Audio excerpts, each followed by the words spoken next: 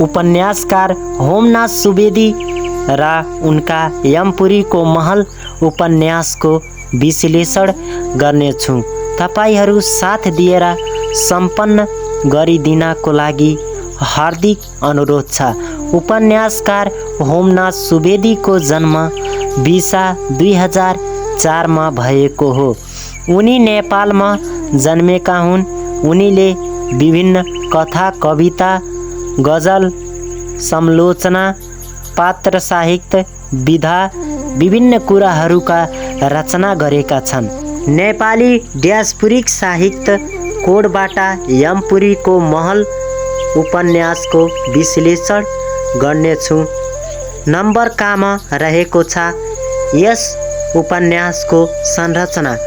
अन्तर्राष्ट्रिय नेपाली साहित्य समाज अमेरिकाबाट बिसा 2064 मा प्रकाशित यमपुरीको महल उपन्यासको मूल्यास डिमाई साइजको 152 पृष्ठमा रचित छ। यसलाई विभिन्न 18 अध्यायमा विभाजन गरिएको छ। ती विभिन्न अध्यायहरूलाई 1, 2, 3, 4, 5, 6 गरेर नम्बर दिएर छुट्याएको छ। यी 18 अध्यायहरूमध्ये पहिलो र अन्तिम अध्याय नेपालमा घटेका घटनाहरूलाई मूल रूप बनाएको छ र उपन्यासको नायक प्रेमग्रस्त अवस्थामा रहेका बेला उसका मनमा उठेका भावहरूलाई व्यक्त गरेको छ।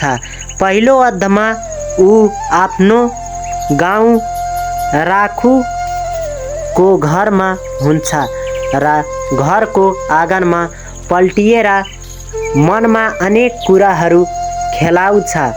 दोस्रो अध्यायदेखि 17औं अध्यायसम्मका विषयवस्तु प्रेमले स्वप्नमा विचित्रण गरिएको अमेरिका र उसका मनमा जागृत भएका भावहरूमा केन्द्रित छ। 17औं दोस्रोदेखि 17औं अध्यायसम्म उसले अमेरिकामा गरेको विभिन्न क्रियाकलाप त्यो चाहिँ स्वप्नमा रहेको छ।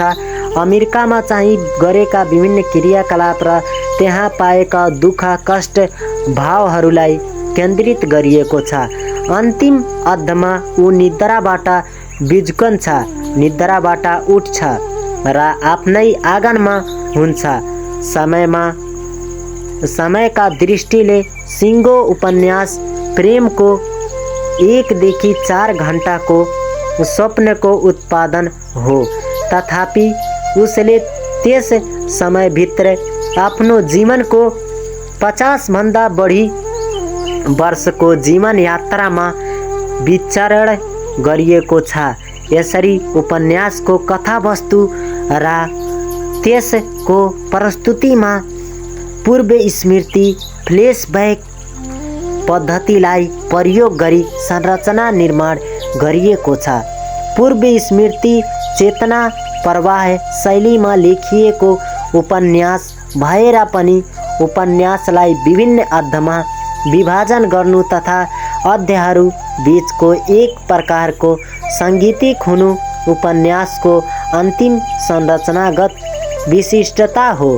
उपन्यासकारले प्रत्येक अध्यायको आरम्भमा त्यसै अध्यायमा आउने कथावस्तुको सङ्केत गरेका छन् भने अध्यायको अन्तिममा गएर वर्णित विषयको उल्लेखित गरी आगामी अध्यायको सङ्केत गरेका छन्। फेरि पछिल्लो अध्यायको सुरुमा अघिल्लो अध्यायको सार उल्लेख गरी त्यसै अध्यायमा आउने घटनाको सङ्केत गरेका छन्। जस्तै पहिलो अध्याय आरम्भमा पीडित युवा प्रेमी विपनामा नेपालमा थिए। अन्तमा क्षणतामा पीडित युवा प्रेम विपनामा नेपालमा थिए तर अमेरिकाको सपना देखे। त्यो महायात्राको अन्तिम दिन प्रेम सपनामा अमेरिकाको अस्पतालमा थिए।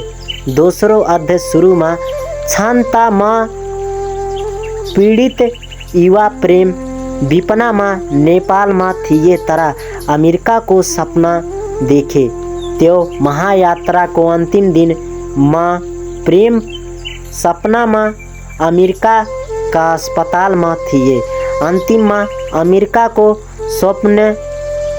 स्वप्नाल यात्राको अन्तिम दिनमा प्रेम अमेरिकाको अस्पतालमा थिए। आसन मृत्युको अन्तिम घडीमा प्रथम दिन प्रेम अमेरिकाको लुरे क्यारमनमा हराएको याद प्रत्यक्ष आउँछ। यसरी उपन्यासकार सुवेदीले अध्यायभित्र मनोलोकको विचित्रण गरेर पनि प्रत्येक अध्याय बीचको साङ्गीतिक आगामी अध्यायको सङ्केत र अध्यायको आरम्भमा अघिल्लो अध्यायको स्मरण गरेर अध्याय संरचनामा नवीनता ल्याउनको साथै अन्तिम संरचनालाई मजबुत बनाउने प्रयास गरेका छन्। ठोस कथावस्तु नभएकाले कथावस्तुगत संरचना मजबुत नभए पनि भावलोकको तरङ्गलाई मसिनो धागोमा बुन्ने काम गरेकोले उपन्यासको बाह्य तथा आन्तरिक संरचना व्यवस्थित देखिन्छ। अब दोस्रो नम्बरमा नम्बरमा यसका कथावस्तुलाई सुरु गरौँ। यमपुरीको महल उपन्यासमा स्थूल कथानक छैन। यसमा पात्रको अनुभूति चित्र मात्रै प्रस्तुत छ। उपन्यासको प्रमुख पात्र प्रेमको जीवन भोगाई थोत्रा जागृत अवस्था र अत्यधिक स्वप्न अवस्थामा भावहरूको अभिव्यक्ति उपन्यासको कथावस्तु बनेर आएको छ। उपन्यासको पहिलो अध्यायमा नायक प्रेम माइतीको राखु भन्ने गाउँको घरको आँगनमा सुतेर मनमा अनेक कुराहरू खेलाउँछ। ऊ पैतृक सम्पत्ति भएको व्यक्ति भएर पनि अहिले उसलाई चर्को आर्थिक समस्या परिरहेको छ। उसकी लक्ष्मीप्रिया नाम गरेकी श्रीमती विप्लव शिव र सुन्दर 3 छोरा र शान्ति र कान्ति 2 छोरीहरू छन्।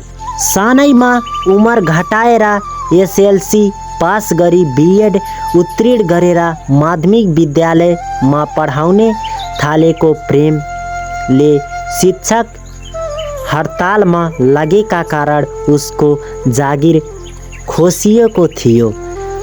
ऊ चाहिँ प्रेम सानैमा उमर चाहिँ घटाएर चाहिँ एसएलसी पास गरिएको छ र उसले चाहिँ बिएड पनि उत्तीर्ण गरिसकेको छ। ऊ एउटा शिक्षित व्यक्ति हो। उसले उत्तीर्ण गरेर चाहिँ माध्यमिक तहका विद्यालयमा पढाउने थालेको छ। उसले चाहिँ विभिन्न विद्यालयहरूमा माध्यमिक तहसम्म चाहिँ अध्ययन गराउँछ, माध्यमिक तहसम्म पढाउने गर्दछ। यसरी चाहिँ एकचोटि शिक्षकहरूको तलब नपाएको कारणले गर्दा शिक्षक हडतालमा लगेका कारण उसको जागिर खोसिएको थियो। ऊ 11 वर्ष अगाडि टुरिस्ट भिसामा अमेरिका गएर फर्किएको थियो। पाकिस्तानीले टुरिस्ट भिसाका लागि स्पोन्सर पठाइदिन्छु भनेर नेपाल फर्केको प्रेम भिसा नआएकोले नेपालमै थकेर बसेको छ।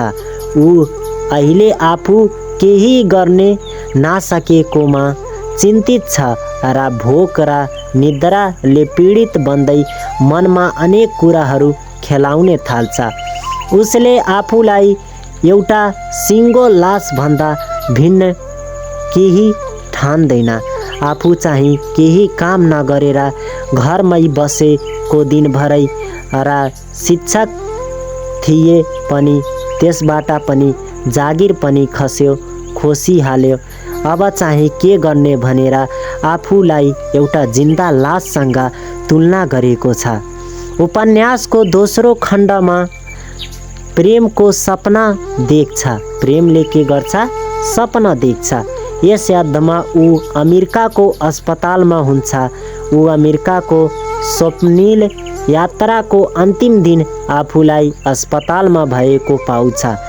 उसको उपचारका लागि डाक्टर, 4 जना नर्स जुरी जुटेका हुन्छन्।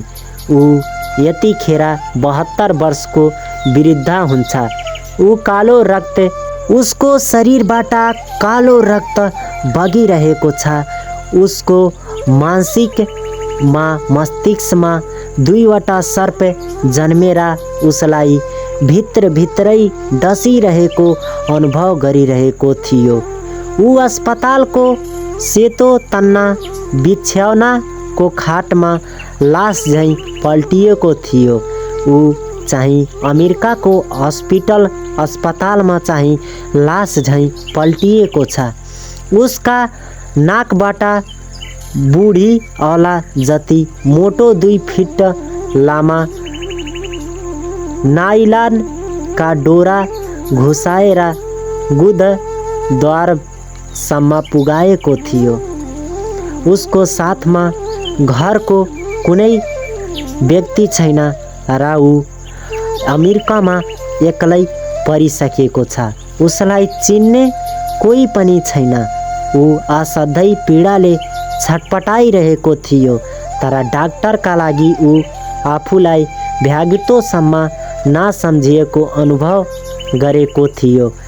उसले आफ्नो जीवनको अन्तिम दिनको अन्तिम घडी कुरिरहेको थियो र आफ्नो जीवनको समय विमानका गतिमा कुदिरहेको अनुभव गरिएको थियो। तेस्रो अध्यायमा प्रेमले अमेरिकाको पहिलो दिनको स्मरण गरिएको छ। ऊ आफ्नो मित्र थामबहादुर र अन्य साथीहरूसँग शैक्षिक तालिका भ्रमणमा अमेरिका गएको हुन्छ। ऊ चाहिँ आफ्ना विभिन्न साथीहरूसँग थामबहादुर र अन्य साथीहरूसँग अमेरिकामा घुम्नको लागि, भ्रमण गर्नको लागि गएका हुन्छन्। उनीहरू चाहिँ अमेरिका टुरिस्ट भिसामा अमेरिका गएका हुन्छन्। ऊ त्यही हराउने सोचमा आफ्नो विचार साथी थामबहादुरसँग राख्दा उसले गाली गर्छ। उसले भन्छ कि म चाहिँ हराउन सक्छु, म सोचिरहेको छु भनेर थामबहादुरलाई भन्छ र थामबहादुर साथीले चाहिँ प्रेमलाई गाली गर्छ। तथापि प्रेम अमेरिकाको लुरे क्याभर्नमा आफ्ना एउटा दुब्लो जस्ता गल्लीभित्र पसेर साथीहरूबाट छलिन्छ। त्यहाँबाट निस्केर एक्लै सडकमा हिँडिरहेका बेला एउटी अध्यवसायी महिला हिराले गाडी रोकी उसलाई त्यहाँबाट 100 माइल टाढा वाशिंगटन डीसीको ब्लैक स्टेन मेट्रो स्टेशनमा ओह्राली दिन्छे। चौथो अध्यायमा प्रेम वाशिंगटन डीसीको ब्लेस्टेनको सर्वेभित्र ट्रेन रेलमा बसेर यताउता गर्दै निराश यात्रामा रात बिताउँछ। त्यही बेला उसले अनेक पटक विगतका अनेक घटनाहरू श्रृङ्खलित रूपमा सम्झने पुग्छ। ऊ कतिखेर प्लेटफर्मको बेन्चमा बस्दछ। त्यही एकजना भारतीय व्यक्ति आएर उसलाई दुर्गा देवीको पुजारी बन्ने प्रस्ताव राख्छ। पछि ग्रीन कार्ड पनि पाइने कुरा गर्छ, तर ऊ पुजारी बन्ने अस्वीकार गर्छ र ऊ फेरि रेलमा चढेर भूमिगत रेलको अन्तिम स्टेसन न्युरोल्यान्ड पुग्छ र बस्छ। त्यहाँ पुलिसले लखेटेपछि अर्कातिर भाग्छ र रात बिताउँछ।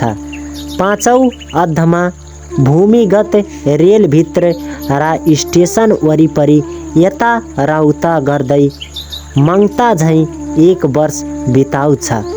ऊ केही पाए खान्थ्यो, नपाए भोकै दिन रात काट्थ्यो। उसले त्यहाँ एक दिन $1 भेटाउँछ। काम खोज्दा कतै काम पाउँदैन। उसले त्यही $1 को एउटा बियर र कुखुराको मासु लिएर पसलबाट बाहिर निस्कदा ढोकामा ठोकिन्छ। अर्को एकजना मानिस आएर उसको हातबाट बियर र मासु खोसेर हिँड्छ। ऊ केही गर्न सक्दैन। ऊ टोलाएर बसिरहेको बेला हिरा बाटोको पोलमा ठोकिएर लड्छे। 6औं अध्यायमा ऊ हतार भएर हिरालाई उठाउने पुग्छ। हिराले उसलाई चिन्दैन। हिराले उसलाई $5 को नोट हातमा थमाएर जान्छे। डलरले उसमा शक्ति जाग्छ र ऊ डिसी डाउनटाउनतर्फ जान्छ। सहरभरि हिउँ परेको हुन्छ। हिउँले बाटो रोकेको हुन्छ। उसले एक ठाउँमा बेल्चाले हिउँ पछ्याएर $3.5 पाउँछ। ऊ बेल्चासहित भूमिगत रेलभित्र रात काट्छ। रातमा निद्रामा र अर्धनिद्रामा प्रत्येक क्षण श्रीमती र छोराछोरीका अनुहार र दृश्य र संवाद उसका आइरहन्छ। ऊ त्यहाँ चाहिँ सुतिरहेको बेला, निद्राको बेलामा, अर्धनिद्रामा पनि हुन्छ। त्यो बेला घरका चाहिँ श्रीमती, आफ्ना श्रीमती र छोराछोरीका अनुहारहरू आँखामा आइरहेको र सम्झनामा आइरहेको हुन्छ। ऊ आफ्नो छोराछोरी र श्रीमतीलाई धेरै प्रेम गरेको कुराहरू र घरमा गरेको संवादहरू, विवादहरू, छलफलहरूलाई सम्झिरहन्छ र छोराछोरीहरूलाई आफ्नो स्मरणमा लिइरहन्छ। 7औं अध्यायमा प्रेम ब्लेस्टेन नर्थ ग्लिब रोडमा परेको हिउँ पछ्याउने जागिर खोज्दै बेल्चा बोकेर हिँड्दै हिराको घरमा पुग्छ। उसले हिराको घर अगाडिको सबै हिउँ पछ्याउँछ। हिराले उसलाई घरभित्रको बैठक कोठा मिल्काउने र सफा गर्ने लगाउँछ। हिराले घरका सबै कामहरू, घरलाई सफा गर्ने र घरलाई सुन्दर बनाउनेको लागि उसलाई प्रेमलाई चाहिँ काम दिन्छ। सकी नसकी उसले सरसफाई गर्छ र घरलाई साह्रै राम्रो सफा गरिदिन्छ र घरलाई चाहिँ चम्काइदिन्छ सफा गरेर। काम सकेपछि उसले $10 पाउँछ। ऊ खूब खुसी हुन्छ। ऊ आफूलाई पाकिस्तानी भनी चिनाउँछ। बास नभएको थाहा पाएपछि आफ्नै बाथरुममा नुहाउने लगाउँछ र मिठो कफी खुवाउँछ। उसले एक जोर चप्पल पनि पाउँछ। त्यति बेला ऊ नेपालबाट आएको 5 वर्ष भएको हुन्छ। ऊ त्यहाँबाट निस्केर स्टेसनमा पुगेपछि बेल्चा हिराका घरमा छुटेको थाहा पाउँछ र हिराका घरमा बेल्चा लिने जान्छ। हिराले उसलाई आफ्नो घरको एउटा कोठामा बस्ने दिन्छ। राति 12 बजे उसलाई हिराले मासु र भात दिन्छ। केही महिना ऊ कहिले त्यहीँ र कहिले स्टेसनमा गरी रात काट्छ।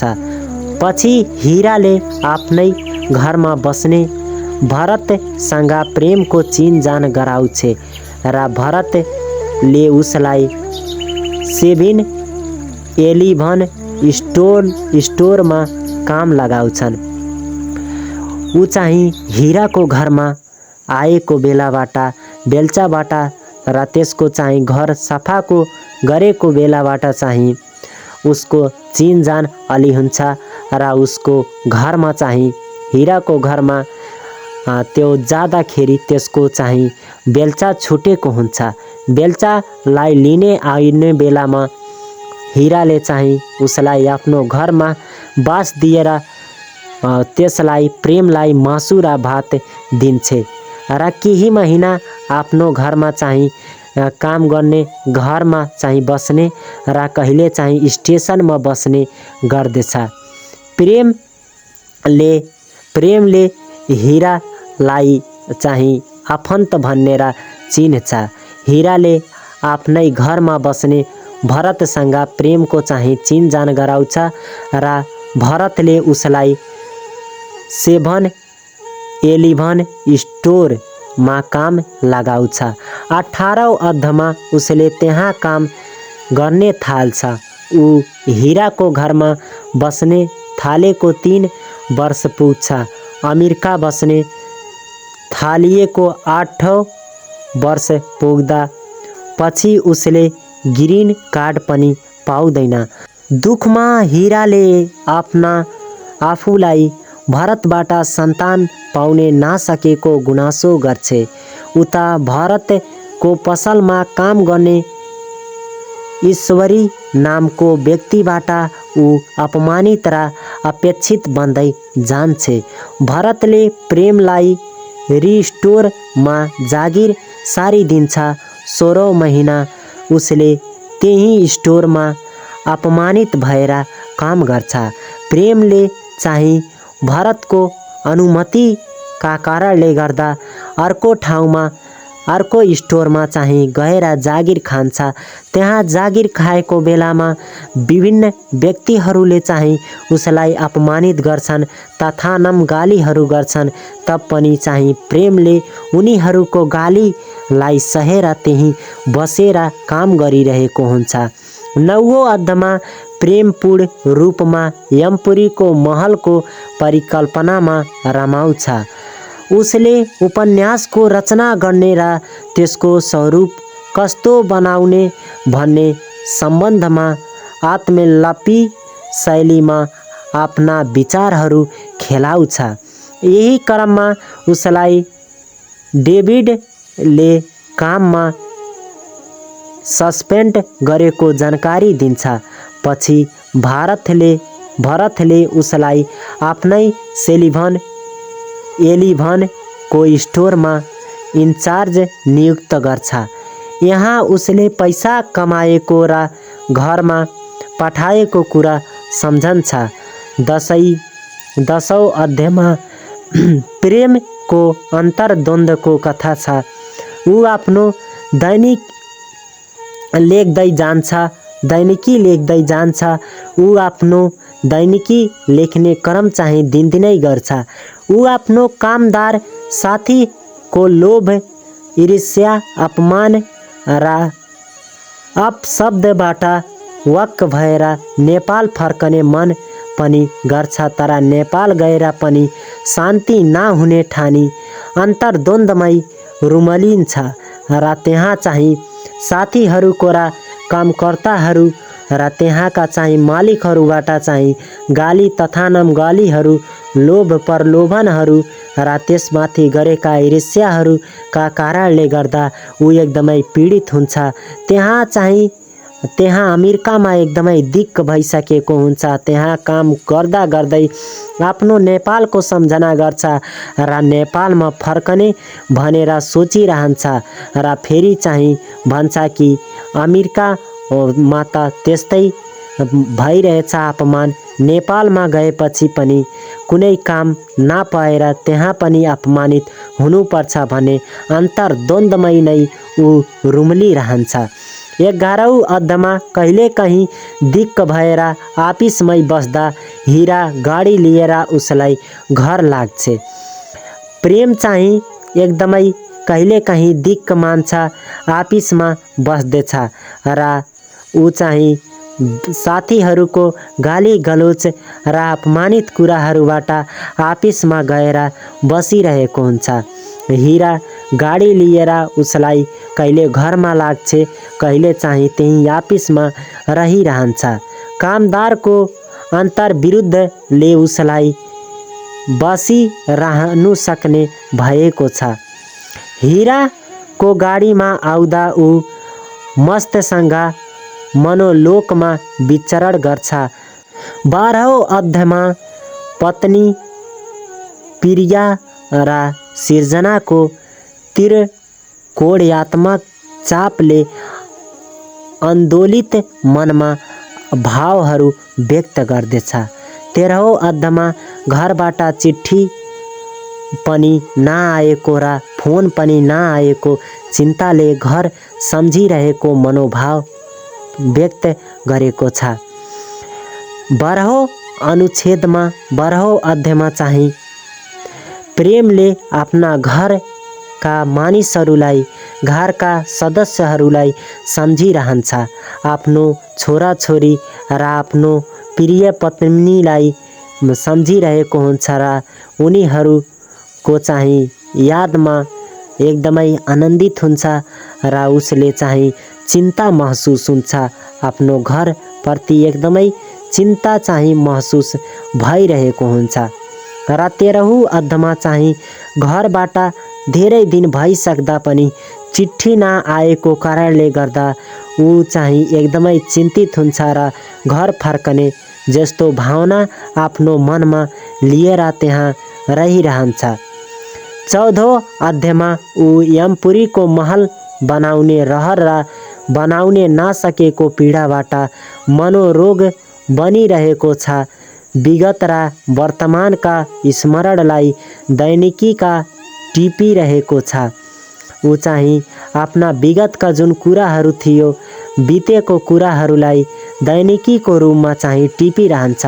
दिनदिनै चाहिँ त्यसले जुन घटना घटिरहेको हुन्छ त्यो घटनालाई चाहिँ प्रेमले टिपिरहेको हुन्छ र यमपुरीको महल बनाउने रहर चाहिँ त्यसको पीडाहरूको मनोरोगहरूलाई पनि आफ्नो चाहिँ दैनिकीमा टिपिरहेको हुन्छ।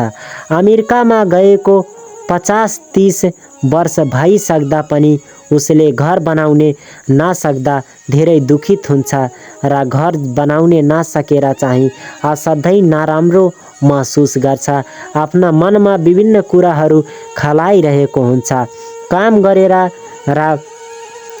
गरेर धेरै मेहनत परिश्रम गरेर पनि चाहिँ आफ्नो घर बनाउने नसकेको छ। उसले चाहिँ काम गर्नेको सट्टामा चाहिँ ओटी पनि दिनभरै चाहिँ ओभर टाइम गर्छ।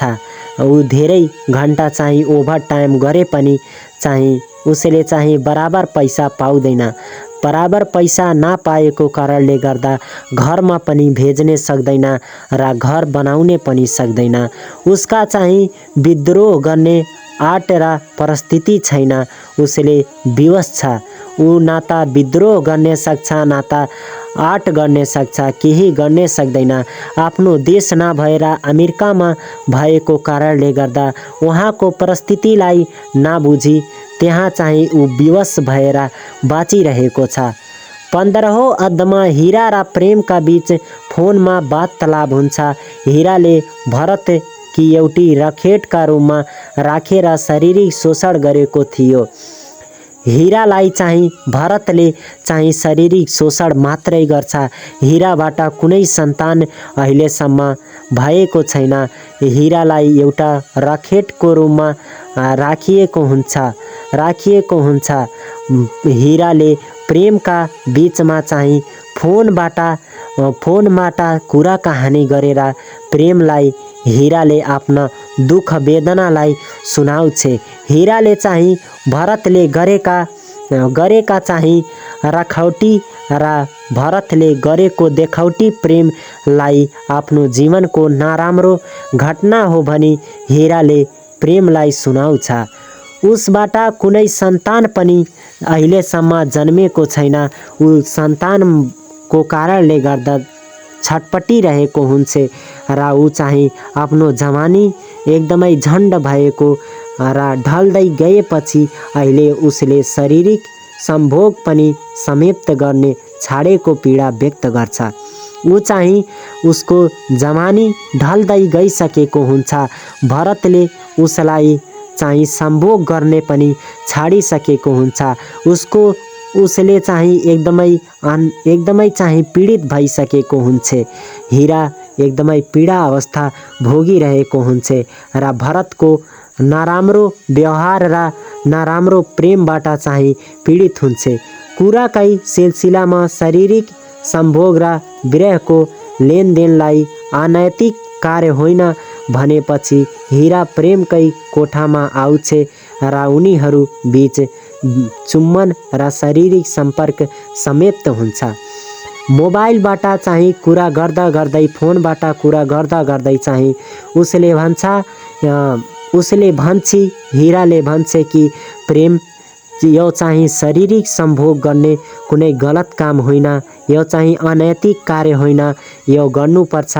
यदि चाहिँ आफ्नो यौन इच्छा पुरा भइरहेको छैन भने अर्कोसँग आफ्नो यौन इच्छा पुरा गर्नुपर्छ भन्ने हीराले प्रेमलाई भन्छ र हीराले चाहिँ उत्तेजित भएर शारीरिक सम्भोग गराउनेको लागि एकदमै उत्तेजित भएर चाहिँ प्रेमको कोठामा आउँछ र प्रेमको कोठामा आएर उसलाई नराम्रो अथवा उसको शरीर र त्यसको चाहिँ यौन अङ्गलाई हेरिरहेको हुन्छ।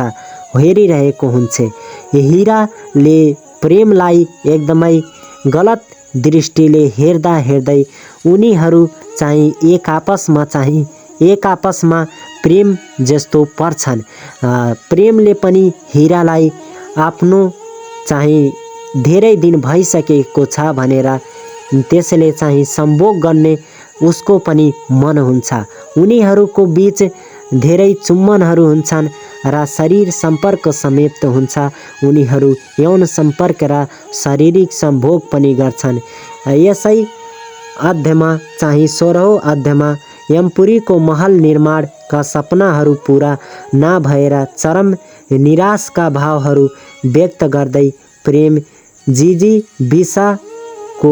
भिसाको भाव व्यक्त गर्दैछ।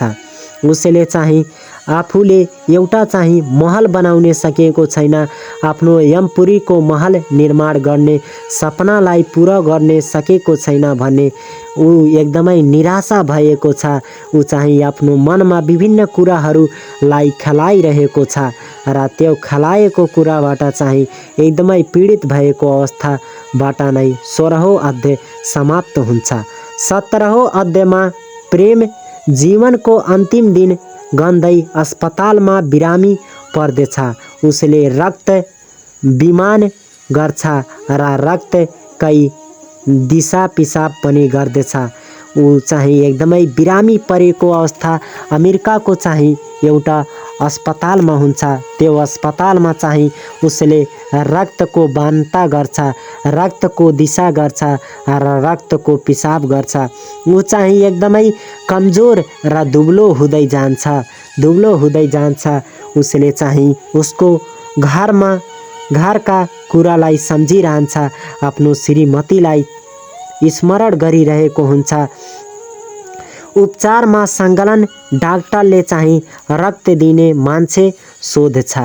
उसले चाहिँ डाक्टरले चाहिँ कसले तपाईलाई रक्त दिन्छ भने प्रेमबाट सोध्छ। प्रेमले चाहिँ भरत प्रेमलाई आफ्नो चाहिँ मान्छे होइन भनी हिँड्छ। प्रेमले चाहिँ भरतलाई भन्छ रक्त दिनको लागि, तर चाहिँ भरतले यो आफ्नो मान्छे होइन भनेर त्यसलाई तिरस्कार गरेर त्यहाँबाट हिँड्छ। त्यसलाई अपमानित गरेर चाहिँ यसलाई म चिनेको छैन भनेर प्रेमलाई त्यहाँ अपमानित गरेर आफू त्यहाँबाट हिँड्छ। हीरा पनि उसलाई पति वा प्रेमी केही नभएको भन्दै हिँड्छ। उसले जब प्रेमले हीरालाई बोलाउँछ, हीराले पनि उसलाई कि यो चाहिँ मेरो केही होइन, यसलाई म चिनेको छैन, यो चाहिँ मेरो पति र प्रेमी केही नभएको भन्दै हिँड्छ। उसका नाकबाट पाइप घुमाउँदै उपचारमा सङ्कलन डाक्टरले उसलाई बचाउन नसक्ने ठानी त्यही छाडेर हिँड्छ। अन्तिम 18औं अध्यायमा प्रेम सुरुमा अमेरिकाको अस्पतालमा जीवन र मृत्युको दोधारोमा हुन्छ र केही बेरपछि ऊ सपनाबाट बिच्कन्छ र सपनाबाट बिच्केर आफ्नो घरैमा आफूलाई पाउँछ र सपनाबाट बिच्कुदा आफू चाहिँ घर राखुमा पाउँछ। बिच्केपछि श्रीमती लक्ष्मीप्रियले निद्रामा 10-15 मिनटमा छटपटाउँदै बरबराइरहेको कुरा बताउँछ। महानिद्रा र महासपनाको समाप्तिसँगै उपन्यास समाप्त हुन्छ। यही गएर चाहिँ यो उपन्यास समाप्त हुन्छ। यमपुरीको महल उपन्यासको प्रमुख निर्देशन। यमपुरीको महल नवीनता सहित देखा परेको उपन्यास हो। यसको संरचना, भाषा शैली, विषयवस्तु, प्रविधि र दर्शनमा सर्वसाथ ड्यास्पुरिक साहित्यको रूपमा देखा परेकोले यस उपन्यासको प्रकाशनसँगै नेपाली उपन्यासमा ड्यास्पुरिक प्रवृत्तिको राम्रो नमुना प्रस्तुत भएको छ। यस कृतिमा मूलतः आप्रवासका क्षणको आत्मपहचान र स्वप्नको खोजीको अभिव्यक्ति, प्रवासीका पीडा, सांस्कृतिक विचलन र सांस्कृतिक मिश्रणको अन्धव्यस्तता राम्रोसँग गरिएको छ। त्यसैगरी अभिघातको अभिव्यक्ति, अतीतको यात्रा, ड्यास्पुरिक भोगाई र अनुभूतिलाई सजीवितका साथै प्रस्तुत गरेको छ। अतीतको अस्तित्वको चेतनाको अभिव्यक्ति, बिरामोपना, औपचारिकता, स्वदेशप्रतिको अनुराग जस्ता ड्यास्पुरिक साहित्यका विशेषता यस्ता उपन्यासमा जताततै भेटाउन सक्ने हुनाले उसलाई नेपाली उपन्यासका फाटामा ड्यास्पुरिक साहित्यको कोसेढुङ्गा मान्न सकिन्छ।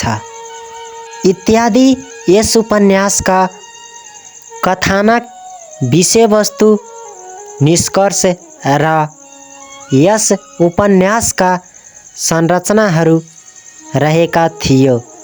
तपाईहरूलाई यो भिडियो कस्तो लागेको छ? राम्रो लागेछ भने एउटा लाइक गर्ने र कमेन्ट गर्ने र च्यानललाई सब्स्क्राइब गर्ने, यति कुरा भन्दै यो भिडियोबाट बिदा लिन चाहन्छु। साथीहरू, मेरो भिडियोमा तपाईहरू जोड्नुस् र पुरै भिडियोमा सहयोग गर्नुस्। यति मात्रै। धन्यवाद।